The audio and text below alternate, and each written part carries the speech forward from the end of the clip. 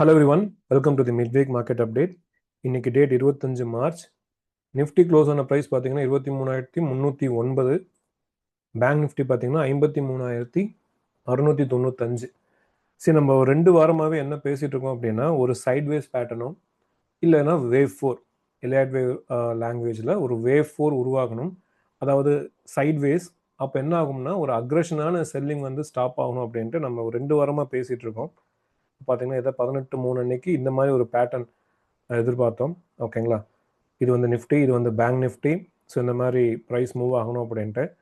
So போன வீடியோவில் என்ன பேசணும் அப்படின்னா, இந்த பர்டிகுலர் ப்ரைஸ் ஆக்ஷன் இடத்துல நம்ம 2 விதமாக எதிர்பார்க்கலாம். ஒன்றா வந்து டயக்னல் வரும், இப்படி இல்லைன்னா எக்ஸ்பேண்டட் ஃப்ளாட் ஆகி மேலே போகணும் அப்படின்னு தான் நம்ம பேசணும்.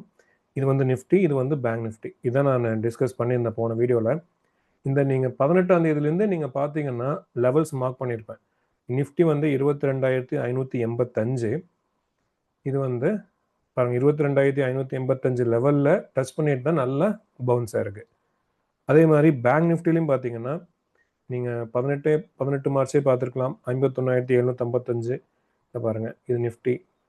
ஸோ அந்த 51,750 இதுதான் ஒரு சப்போர்ட்டா அப்படின்ட்டு நான் மார்க் பண்ணியிருந்தேன். 51,785 பேங்க் நிஃப்டிலையும் பார்த்தீங்கன்னா அந்த ஜோன் டச் பண்ணிட்டு தான் இப்போ ரைஸ் ஆயிருக்கு.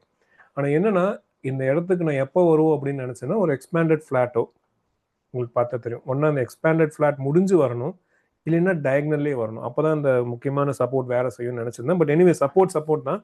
பட் என்னன்னா பேட்டர்ன் முழுசாக முடியல. அதுதான் இப்போ நடந்திருக்கு.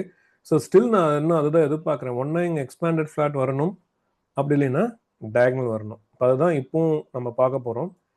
ஸோ அதுக்கு உண்டான முக்கியமான லெவல்ஸ் என்ன அப்படின்ட்டு பார்த்தீங்கன்னா, இதுதான் நான் வந்து எக்ஸில் நேற்று ஷேர் பண்ணியிருந்தேன். சொன்ன மாதிரி நிஃப்டி 22,585, பேங்க் நிஃப்டி 51,785 பவுன்ஸ் ஆயிருக்கு. ஸ்டில் எக்ஸ்பேண்டட் ஃபிளாட்டா டயகனல் மே ஃபார்ம் ஹியர். ஓகேங்களா, அப்படி ஒருவேளை எக்ஸ்பேண்டட் ஃபிளாட்டா மாறுச்சுன்னா நிஃப்டி வந்து 23,950க்கு போகலாம்.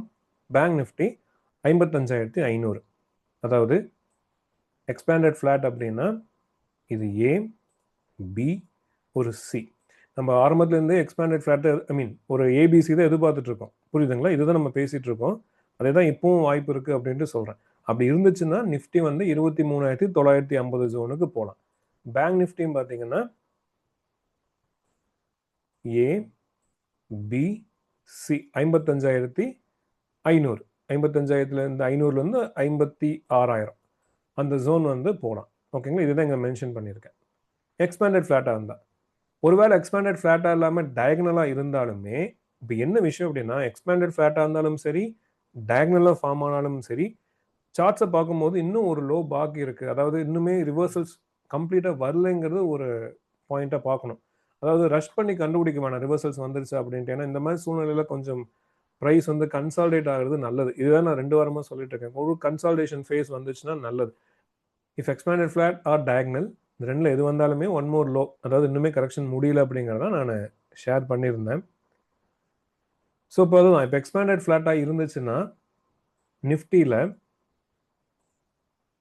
23 அந்த 900, 950 ஆர் 24,000 ஜோன் போயிட்டு ஒன் மோர் லோ வந்து 22,300 22,100க்கு வரணும்.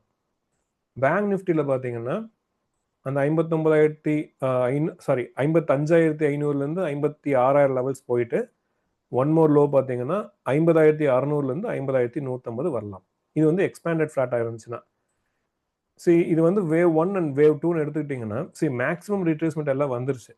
ஸோ நம்ம உடனே வியூ வந்து மாற்ற முடியாது. வேவ் 2ங்கிறது இந்த லோ பிரேக் பண்ணுற வரைக்கும் அக்செப்டட் as வேவ் 2 தான்.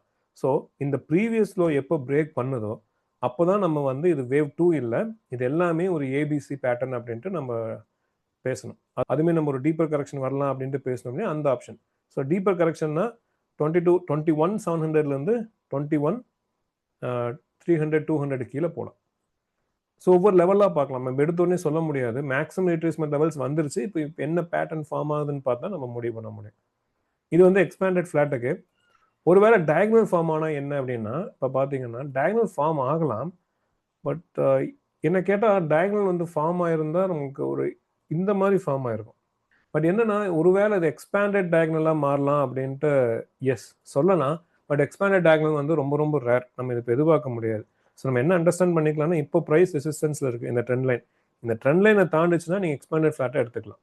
இல்லைன்னா இந்த பேட்டர்ன் வந்து one more low, anyway C வந்தாலும் ஒன் மோர் லோ, இல்லை இந்த ரெசிஸ்டன்ஸ் தாண்டினாலும் ஒன் மோர் லோ இருக்குன்னு எடுத்துக்கலாம்.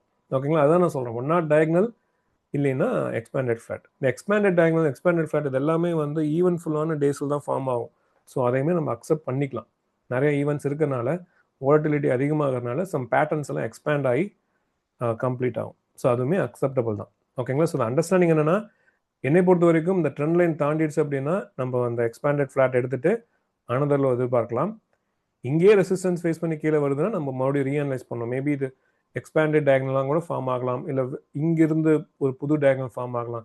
பட் ஆக மொத்தம் என்னை பொறுத்த வரைக்கும் ஒரு மார்க்கெட்டில் ரிவர்சல்ஸ் இன்னும் கிளியராக ஃபார்ம் ஆகலை அப்படிங்கிறது மட்டும் நான் பார்க்குறேன். ஸோ கொஞ்சம் வெயிட் பண்ணுறது நல்லது. ஸோ இதுதான் நிஃப்டிலையும் சரி, பேங்க் நிஃப்டிலையும் சரி. பேங்க் நிஃப்டிலையும் பார்த்தீங்கன்னா இதே தான், இந்த ஒரு டயக்னல் ஷேப்பில் வந்து இது எக்ஸ்பேண்டடாக வருது. ஸோ கரண்ட்லி அட் ரெசிஸ்டன்ஸ்னு எடுத்துக்கங்க. ஸோ இந்த லெவல் தாண்டிச்சுன்னா எக்ஸ்பேண்டட் ஃப்ளாட்டுக்கு போய்க்கலாம். ஸோ இதுதான் வந்து நிஃப்டி பேங்க் நிஃப்டியோட வியூ. அடுத்து பார்த்தீங்கன்னா நிஃப்டி ஐடி. ஸோ இதுதான் நிஃப்டி ஐடி நான் ஆல்ரெடி ஷேர் பண்ணதான், அந்த 28,500 மினிமம் வரணும், வந்ததுக்கப்புறம் தான் ப்ரைஸ் வந்து அட்லீஸ்ட் ஒரு பவுன்ஸே கொடுக்கும் அப்படின்ட்டு சொல்லியிருந்தேன். ஸோ அங்கே இருந்தால் பவுன்ஸ் ஆகிட்டு இருக்கு. ஸோ பவுன்ஸ் ஆனாலுமே ஒன் மோர் லோ வந்து நிஃப்டி ஐடியில் இருக்கிறதுனால நிஃப்டி பேங்க் நிஃப்டி எல்லாமே வந்து அந்த ஃபைனல் லெக், அந்த இன்கம்ப்ளீஷன் இருக்கிற மாதிரி ஒரு ஃபீல் இருக்குது மார்க்கெட்ஸில். ஸோ கரெக்ஷன்ஸ் இனிமேல் ப்ரொசீட் ஆகலாம். ஸோ ரிவர்சல்ஸ் வந்து நம்ம ரஷ் பண்ணி கண்டுபிடிக்க வேண்டாம், கொஞ்சம் பொறுமையாக இருக்கிறது நல்லதுன்னு எனக்கு தோணும். So one or two lows may come in the markets. சரிங்களா சார்? லெட்ஸ் சி எப்படி பிஹேவ் பண்ணுதுன்ட்டு. ஏன்னா நிஃப்டி ஐடி பார்த்தீங்கன்னா ஈவன் இங்கேயே போகலாம், 26,000க்கே போகலாம். நான் ஆல்ரெடி என்னோட வெப்சைட்டில் ஷேர் பண்ணியிருக்கேன், பிளாக் எழுதியிருக்கேன், ப்ரைஸ் இங்கே கரெக்ஷன் ஆகும்போது எப்படி கண்டுபிடிச்சேன் எல்லாமே. ஸோ டைம் இருக்கும்போது பாருங்கள். ஓகேங்களா? magicfips.com அந்த பிளாக்ஸில் போனீங்கன்னா பிட்காயின் பற்றி போட்டிருக்கேன், ஐடி பற்றியும் போட்டிருக்கேன். அதில் நீங்கள் படிக்கலாம் எவ்வளோ நம்ம எக்ஸ்பெக்ட் பண்ணலாம் என்ன ஏதுன்ட்டு. So Nifty IT small cap பார்த்தீங்கன்னா இது வரைக்கும் நம்ம சொன்ன மாதிரி தான் போயிட்டுருக்கு. இதுதான் ஸ்மால் கேப். இந்த பேட்டர்ன் நம்ம ட்ரா பண்ணியிருந்தோம், 15,300 நம்ம மார்க் பண்ணியிருந்தோம், எல்லாமே ஓகே. ஒன்ஸ் அந்த ஜோனை தொட்ட உடனே ப்ரைஸ் நல்லா பவுன்ஸாக இருக்குது. பட் ஸ்டில் இன்னுமே இந்த பேட்டர்னில் தான் இருக்குது. ஸ்மால் கேப்ஸ் எல்லாமே வந்து ரொம்ப முக்கியமான சப்போர்ட்டுக்கு வந்துருச்சு. இப்போ அதுதான் இன்டர் மார்க்கெட் டைவர்ஜன்ஸ் ஃபார்ம் ஆகுதா என்ன ஏதுன்ட்டு எல்லாமே கொஞ்சம் வெயிட் பண்ணி பார்க்கணும். ஓகேங்களா? ஏன்னா ஸ்மால் கேப்ஸ் வந்து ரொம்ப சப்போர்ட் இருக்கனால இது எல்லாமே மற்ற இண்டைசஸும் மேலே கொண்டு போதா, இல்லை நிஃப்டி ஐடி மற்றது எல்லாமே இன்னுமே ஒரு லெக் டவுனாக இருக்கிறதுனால ஸ்மால் கேப்பும் சேர்ந்து ப்ராடர் மார்க்கெட்ஸும் சேர்ந்து ஒன் மோர் லெக் டவுன் வருதா அப்படிங்கிறது பொறுமையாக இருந்து தான் பார்க்கணும். ஸோ ஹையர் டைம் ஃப்ரேமில் பார்த்தீங்கன்னா ப்ரைஸ் வந்து சேனலுக்குள்ளே தான் போயிட்டுருக்கு, அது எந்த ஒரு சேஞ்சும் இல்லை. ஓகேங்களா? ஸோ ட்ரெண்ட் இஸ் அப், அது எந்த ஒரு சேஞ்சும் கிடையாது. ஒர்ஸ்ட் கேஸ்னால் இதுதான் பேட்டர்ன். இப்போதைக்கு இது எதிர்பார்க்கல, பட் ஒர்ஸ்ட் கேஸ். ஓகேங்களா? வேவ் 4. பட் அது வரைக்கும் நம்ம இப்போவே எதிர்பார்க்க வேண்டாம். இந்த லெவல்ஸ் எல்லாம் பிரேக் பண்ணுது, இந்த இந்த பேட்டர்னையும் பிரேக் பண்ணி கீழே வருதுன்னா மட்டும் நம்ம யோசிக்கலாம். ஓகேங்களா? ஸோ இதுதான் ஒரு முக்கியமான அண்டர்ஸ்டாண்டிங் இப்போது. ஏன்னா ப்ராடர் மார்க்கெட்ஸ்லாம் ரொம்ப முக்கியமான சப்போர்ட்டில் இருக்குது. Let's see. ஸோ இதுதான் இப்போதைக்கு சிச்சுவேஷன். ப்ரைஸஸ் எல்லாமே பார்த்தீங்கன்னா நல்லா டீப்பர் கரெக்ஷன் வந்துருச்சு. ப்ரீவியஸ் லோக்கே போதா இல்லையான்னு மட்டும்தான் நம்ம கொஞ்சம் பார்க்கணும். அது லெவல் பை லெவலாக தான் பார்க்க முடியும். ஓகேங்களா? ஸோ இதுதான் இந்த வாரத்துக்கு உண்டான அப்டேட். நாளைக்கு மார்க்கெட் லீவ், அடுத்த வாரம் 2 நாள் 3 நாள் லீவ் நிறைய வருது கம்மிங் டேஸில். ஸோ பார்த்து ட்ரேட் பண்ணுங்கள். ஸோ எலியாட்வே பற்றி நீங்கள் ஒரு ப்ராக்டிக்கலாக கற்றுக்கணும் அப்படின்னா என் சேனல் சப்ஸ்கிரைப் பண்ணுங்கள். எலியாட்வே பற்றி இன்ட்ரெஸ்ட் இருக்கிறவங்களுக்கு ஷேர் பண்ணுங்கள். இப்போ ரொம்ப முக்கியமான விஷயம், இந்த லெவல்ஸ் ஒப்பீனியன்ஸ் எல்லாமே வந்து என்னோட எலியாட்வே லேர்னர்ஸ்க்காக ஒரு ரியல் டைம் எக்ஸ்பீரியன்ஸ்க்காக ஷேர் பண்ணுறதே தவிர எந்த வகையிலும் பை செல் ரெக்கமெண்டேஷன் நான் சொல்கிறது இல்லை. ஓகேங்களா? பையிங்க, டார்கெட்டிங்க, செல்லிங்கன்னு எந்த ஒரு விஷயம் நான் சொல்கிறது இல்லை. ஸோ அனாலிசிஸ் பர்பஸ்க்காக மட்டுமே, எஜுகேஷனல் பர்பஸ்க்காக மட்டுமே தான் நான் அந்த சேனலை யூஸ் பண்ணுறேன். ஸோ நீங்களும் எந்த வகையிலும் பை செல் ரெக்கமெண்டேஷனை எடுத்துக்க வேண்டாம். ஸோ பார்த்து ட்ரேட் பண்ணுங்கள். மீண்டும் வீக்கெண்ட் மார்க்கெட் அப்டேட்டில் உங்களை மீட் பண்ணுறேன். தேங்க்யூ.